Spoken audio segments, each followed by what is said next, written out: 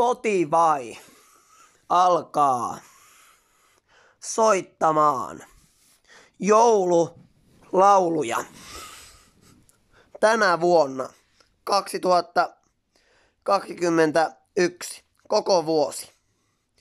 Joulumusiikkia toivoo Spotify. Suosikki kappaleesi vuonna 2021. Joululaulut julistetaan vuosilukua 2020 uudelle luvulle 2021. On toivottu joululauluja.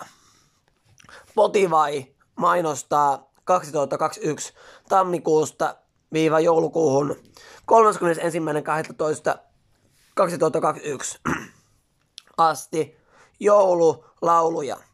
Suosikki kappaleesi 2021 saadaan legendaarinen vuosi myös joululauluja Spotifyhin soittolistaan. Vuonna 2021 juhlitaan vuotta 2020 lukua kirjaimellisesti kyllä.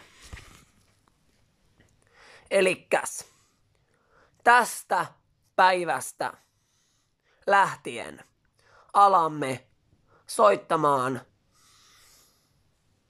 joululauluja. Kiitos.